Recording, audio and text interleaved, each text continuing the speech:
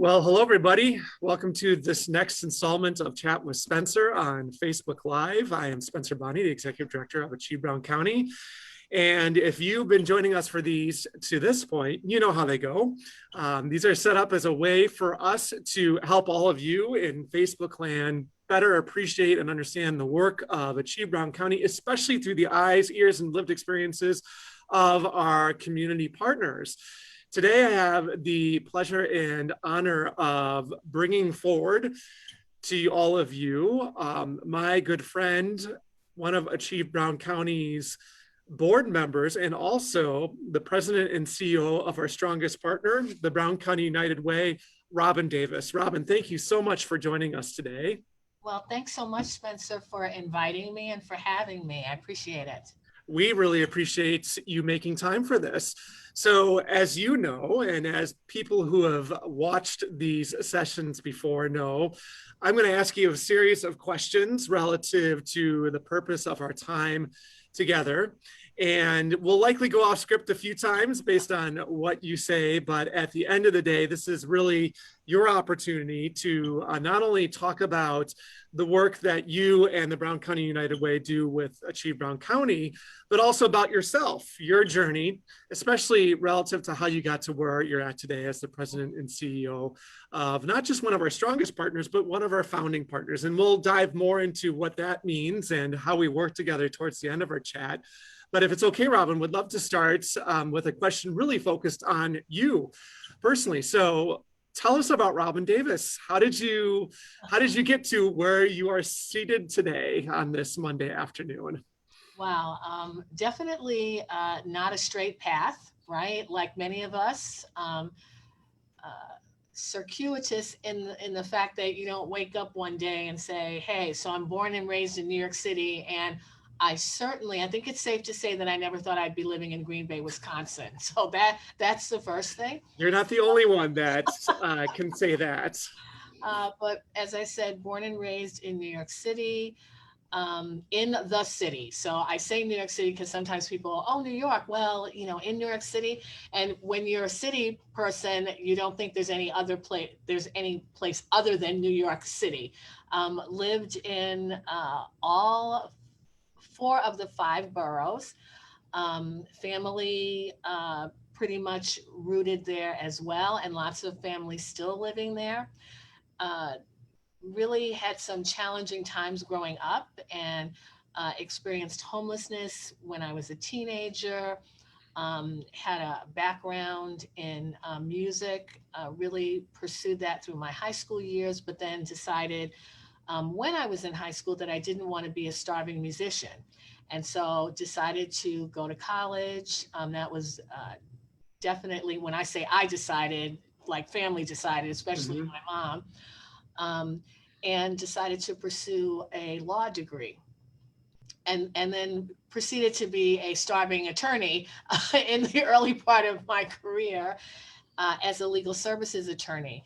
And I went into legal services because I really was very much committed to giving back to the community and taking my gifts and talents, or using my gifts and talents to uplift the community.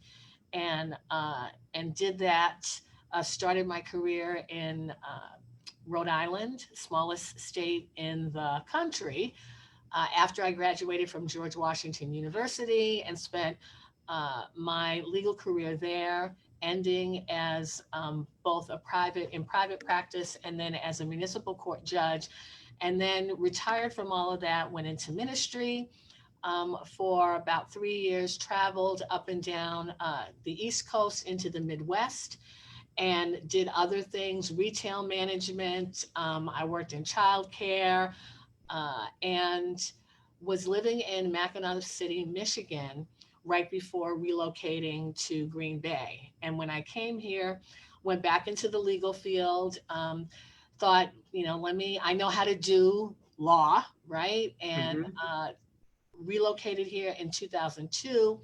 Didn't know anybody, just came from Mackinac City on a Greyhound bus, decided it was time to make that move, did so, started all over again, began working as a paralegal with a local attorney. So slightly overqualified for that position, but started That's there, how it works sometimes, right?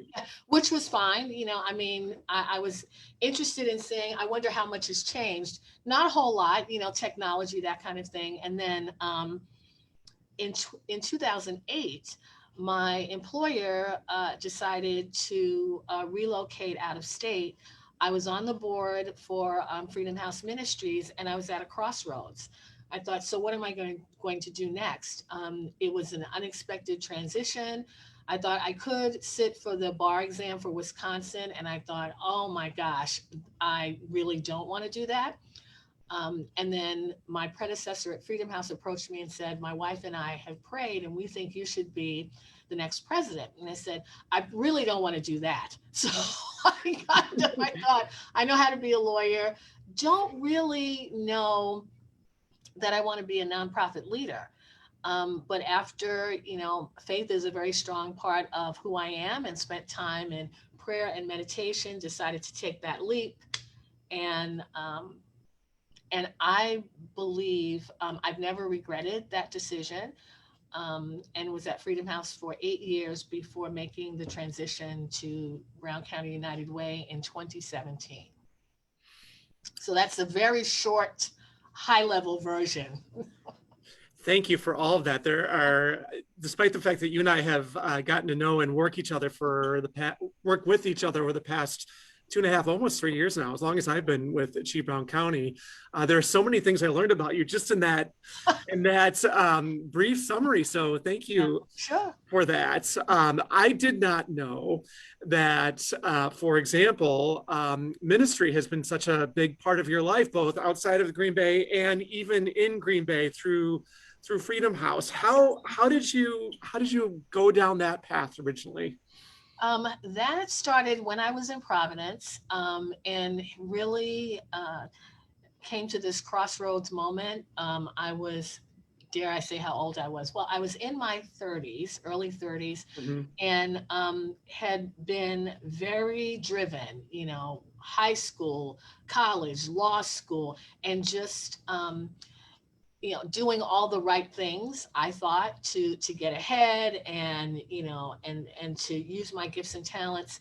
And it was after my mom passed away and I became a single mom of a teenage brother, that all of those things, those pressures, just really came to bear. And I thought, without sounding dramatic, is this all there is? But really wondering, like, I've done all this work, and what's next for me? And things looked really good on the outside, but inside there was a real emptiness, and I was really struggling. And that was, I called a friend from college, and just said, hey, I need help. And I'd always been the go-to person, the strong person, had to be for family, friends, and I was a mess. And she just said, hey, you need God, and just, reach out and talk to him. And I jokingly say, if she had told me to go and stand out on the corner and cluck like a chicken, because that was the answer, I would have done it, because that's how, I mean, seriously, that's how really desperate and in need I was. And fortunately, she did not tell me to do that. And, slight exaggeration, but just to say, this is where I was at my life. And that was a turning point. And I've never looked back. And so many great things happened as a result, mainly creating that foundation, that I've strong foundation, that I've never looked back from, solid foundation that has really provided that guidance ever since. And so we all confront those tough times, right? Whatever they are, it's our health, it's finances, it's family. And so for me, that has always been, okay, I know I can go right here. This is always close by. I can go to God, and then I find that peace, and then I'm able to take those next steps. Thank you for sharing all that. That's Yeah. a remarkable story. Than's for asking too. My pleasure. The turn of phrase that I think you used just a moment ago was turning point. The turn of phrase that popped into my mind was defining moment. Mm-hmm. And it occurs to me, perhaps you tell me, Mhm. maybe not as significant as the one that you just described, Mhm. but significant relative to your leadership within the community and the impact that you've had since. Mhm. You had another such moment when you left Freedom House and chose to join the United Way. So tell us about that, if you don't mind, Yeah, and about your work at the United Way ever since. yeah. You know, that's one of those, it was one of those moments. I'd been at Freedom House for 8 years and had plenty of vision for here's the next thing we're going to do. And I was not looking for the next opportunity. As I said, I mean, always asking myself, like, okay, I need to know when it's time to go. Cause, sometimes you stay too long at the fair, right? It's like she should have Totally. left like 5 years ago. So she's still there. And so I was often, I want to know when it's time to leave. When is the next leader coming up? So in 2017, really it started 2016 when Greg Moss had announced his retirement. So he preceded me as president.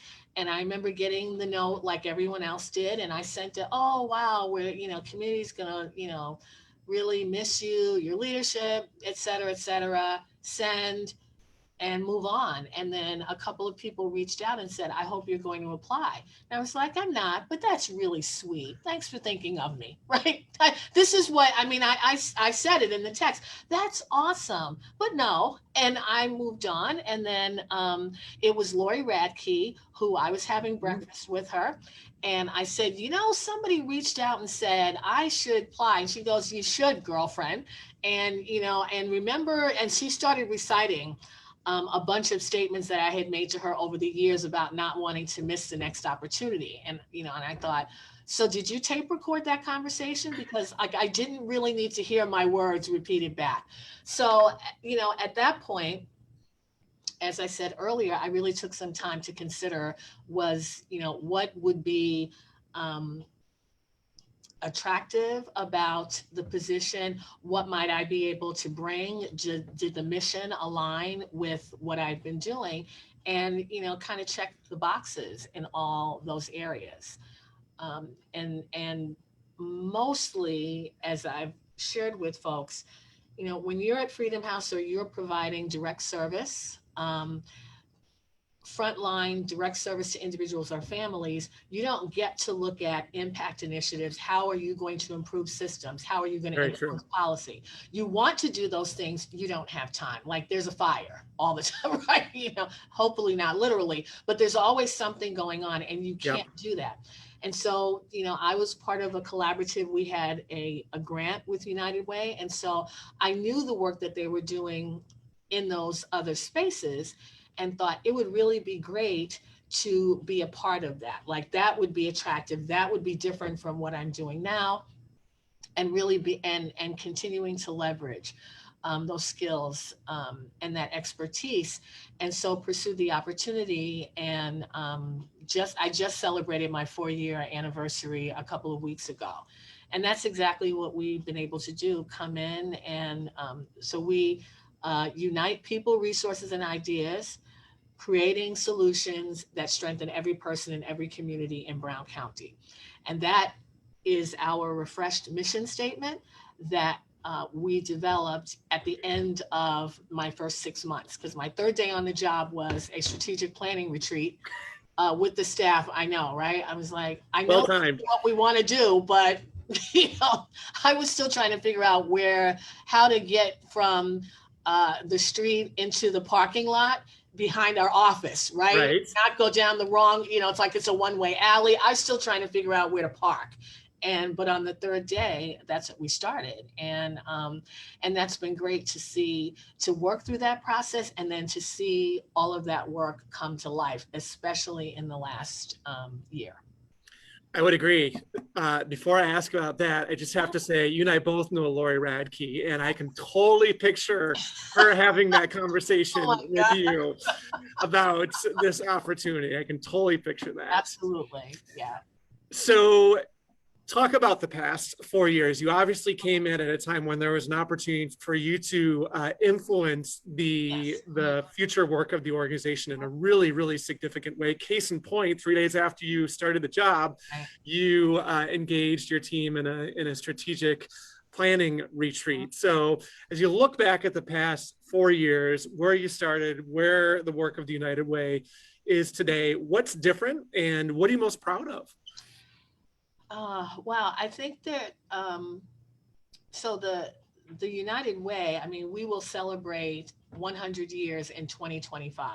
So we've been a part of this community for decades, now almost a century, and we have evolved from that pure fundraiser. Dollars come to us and they pass through to other agencies, and over the years, we, I don't want to say reinvented ourselves, but certainly responded to the needs of the community Mm-hmm. in a different way, at different milestones. And when I came in, it was time to take that next step, and to create an environment or a situation where we could be even more agile and nimble than we had been in the past, and better able to respond to community needs and situations like a pandemic, right? I Right, mean, right, not what we were thinking of at all, obviously, in 2017, but knowing that different issues would come to the forefront in the community.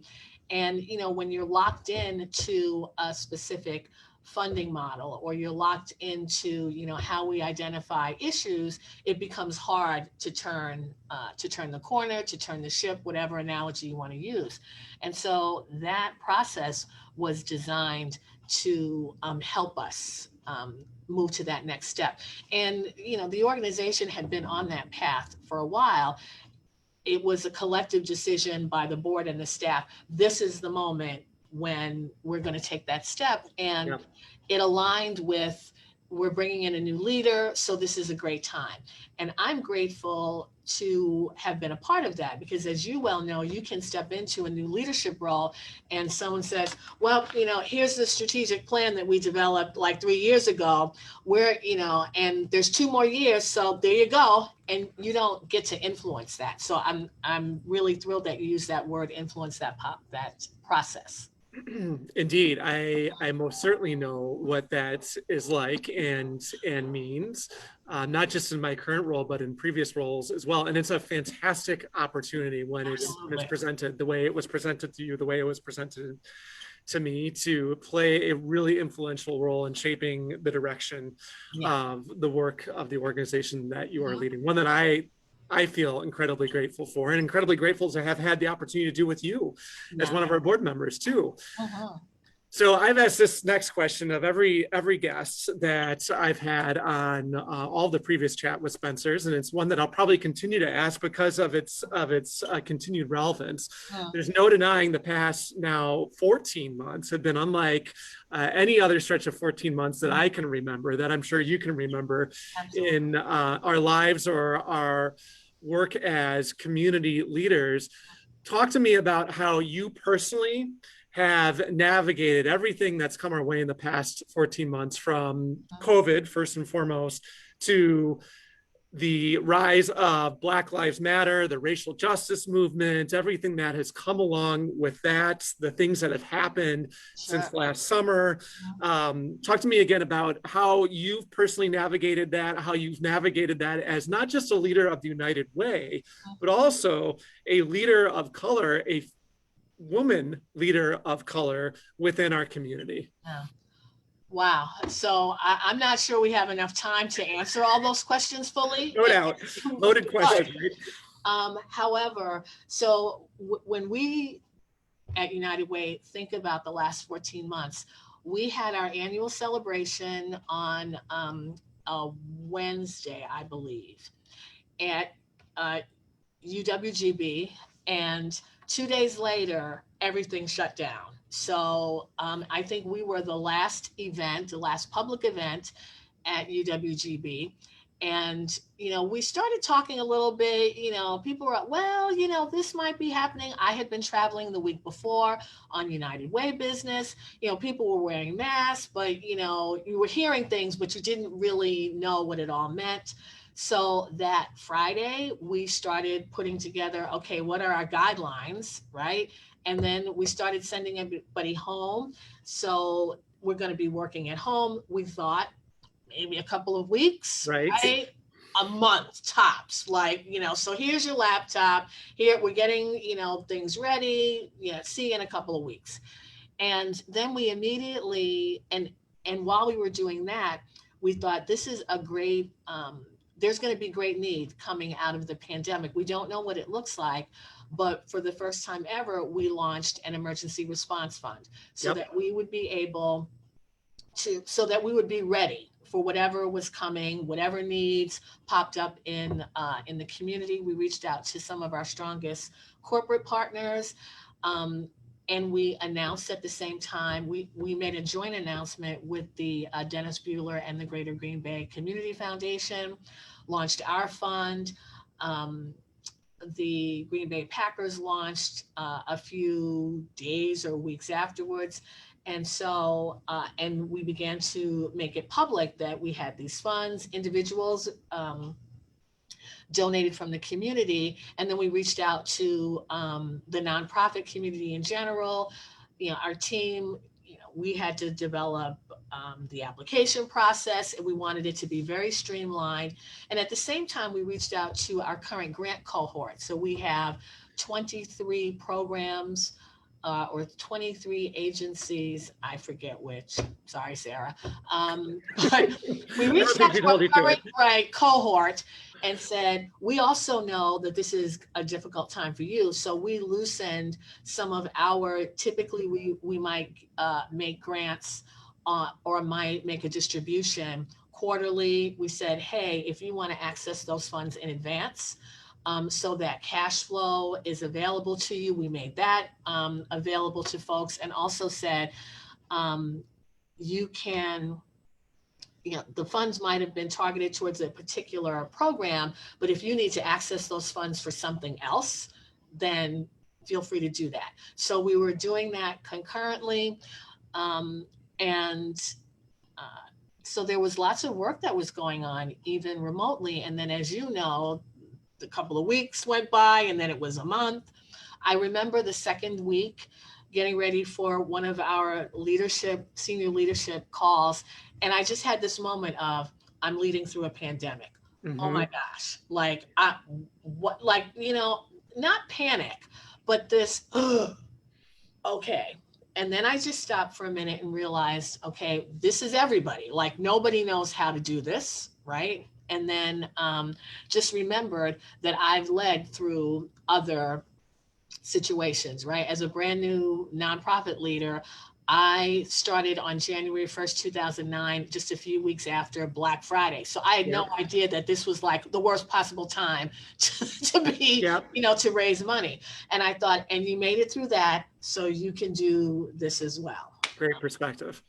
Yeah, because otherwise that's when you want to curl up and go, I'm not available right now, but you got to get the work done, right? And the community needs you to rise up and lead courageously.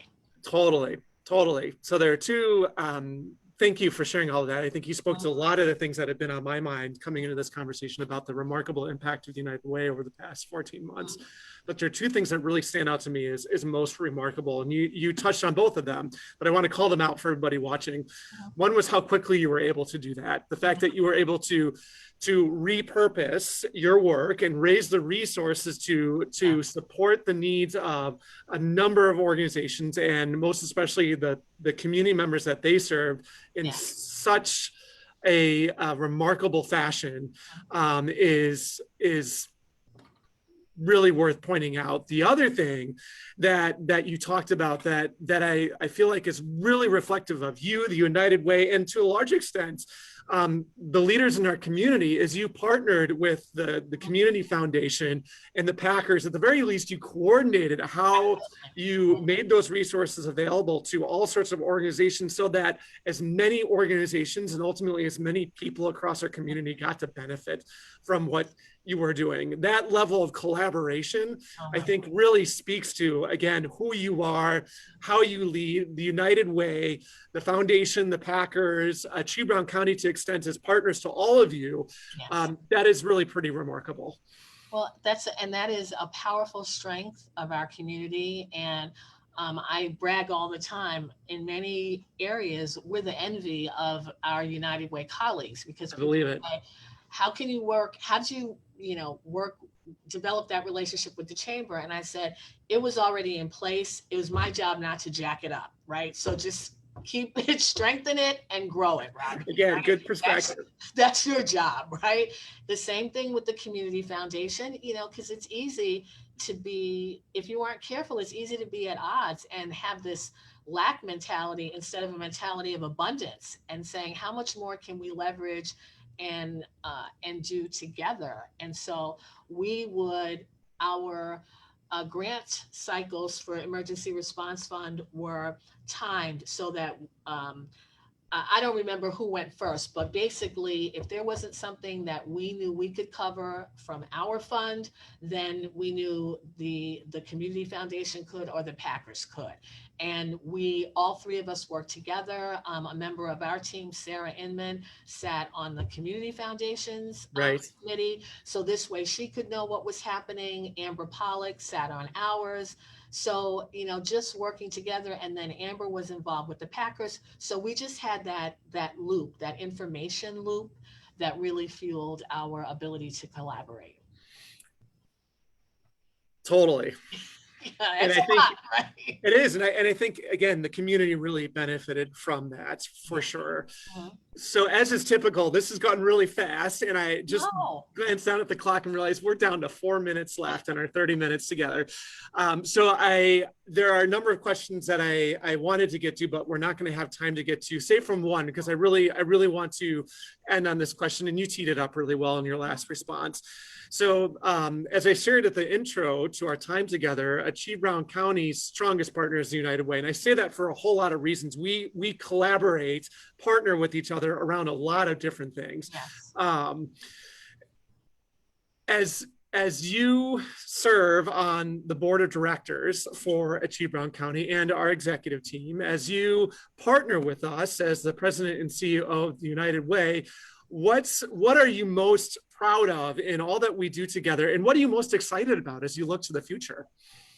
Well, there are several things, not just the one. I think that we are, one is that we're aligned around the fact that we want to see every person in every community strengthened. We want to see all children provided with that pathway to success. Yep. And that means having an equity lens on the work that we do. And so I'm very proud of that and the discussions that we've had at the executive committee and on the board, and strengthening our partners so that we have multiple perspectives around the table, right? That's critical. Yeah. So that I'm very proud of, because we could have shied away from that. We could have said not right now, and we didn't. The other aspect that's very exciting is the potential for the continued potential and the work that we're doing with the community information system, and that data-driven decision-making, and how we have this amazing partnership, this tool, once again, the envy of, right? In a good way, but that doesn't exist elsewhere. And that was developed, came out of a United Way, and now ABC is its own organization, and we continue to work together on that common vision, and with this tool that has the ability to really be very effective across the country. And that's pretty exciting. I agree. I agree wholeheartedly. It's one of my favorite things to talk about relative to the work that Achievement County does, but especially relative to the partnership that we have, because I believe that the value proposition in this tool, above and beyond all the data that has been contributed to it and how it can be used, is the partnership, the co-ownership, if you will, that exists between the United Way and Achieve Brown County. So these here are two organizations that are equally invested in the use of this tool and realizing its full potential, not just for the benefit of our own community members, but for the benefit of communities across the country. Absolutely. As well. And again, it is reflective very much so of your leadership, the leadership of your team, the commonality that we share, not only in the history of our work, but in our vision of the future for our community, particularly around some of our core values like equity, racial justice, et cetera. So I couldn't agree with you more, Robyn. I'm glad that you feel the same way. Yeah, absolutely. On that note, hard to believe. Again, we are totally out of time. Like I should have told you, this is going to go really fast, and it did. But Robyn, I'm so grateful to have had you as my guest today. So grateful for you sharing your story. Again, I learned so much more about you just in the summary that you provided at the beginning of our call. If, of course, you have more, any of you watching have more questions about Achieve Brown County or the United Way, you can certainly learn more about both organizations by visiting our website. You can follow the social media feeds of both organizations. We try to promote each other as often as we can, given our partnership. But stay tuned for yet another chat with Spencer. We'll likely have one in the coming weeks, at least one in June. And Robyn, again, thank you so much for your time today. It was a pleasure to spend the past 30 minutes with you. Thanks so much for having me. I appreciate it. It was a pleasure to be here. Excellent. See you, everybody. We'll see you next time. Bye.